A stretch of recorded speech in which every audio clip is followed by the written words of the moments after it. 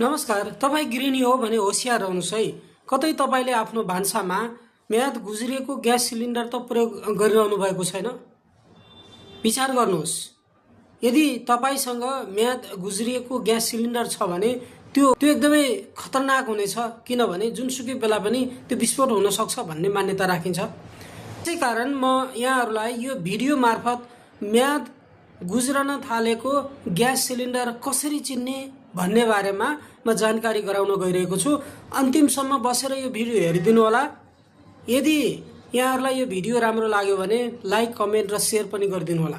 ल आउनुहोस्, म्याद गुज्रिएको ग्यास सिलिन्डर कसरी थाहा पाउने अथवा ग्यास सिलिन्डरको म्याद गुज्रने जो म्याद हो कसरी थाहा पाउने भन्ने बारेमा म यहाँहरूलाई सरल तरिकाले बताउन गइरहेको छु। सबभन्दा पहिले त यहाँहरूले यो सिलिन्डरलाई हेर्नु होला। सिलिन्डरमा माथितर्फ रहेका तीनवटा जो चाहिँ ठाडा पाताहरू छन्, त्यसमा एउटा पातामा यहाँहरूले ए, बी, सी, डी मध्ये कुनै एउटा अक्षर लेखिएको देख्न सक्नुहुनेछ। अनि त्यो अक्षरभन्दा मुनि 25, 26, 27, 28, 29, 30 भनेर लेखिएको हुनेछ। अब त्यो के हो त? ल आउनुहोस् जानकारी गरौँ।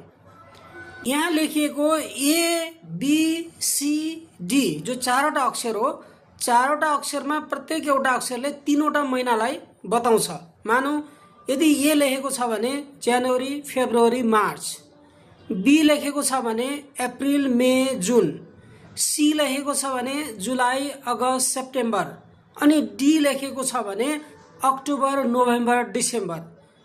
अब त्यसभन्दा पछाडि जो 25, 26, 27, 28 या जुनसुकै अङ्क लेखेको छ, दुईवटा अङ्क, त्यसले के जनाउँछ भने त्यो साल, मानौ अहिले 2026 मा छौँ हामी, ए 26 लेखेको रहेछ भने त्यो सिलिन्डरको गुज्रने म्याद भनेको जनवरी, फेब्रुअरी, मार्च, यो 3 महिनाभित्र र 2026 सालको मार्चभित्र के गरिनेछ त त्यो सिलिन्डरको म्याद गुज्रनेछ भनेर भन्न खोजेको। त्यसै कारणले तपाईँले सिलिन्डर प्रयोग गर्दै गर्दा, सिलिन्डर ल्याउँदै गर्दा सबैभन्दा पहिला त्यो सिलिन्डरको जो म्याद गुज्रने समय हो त्यसलाई हेरेर मात्रै, चेक गरेर मात्रै के गर्नु होला त ल्याउनु होला।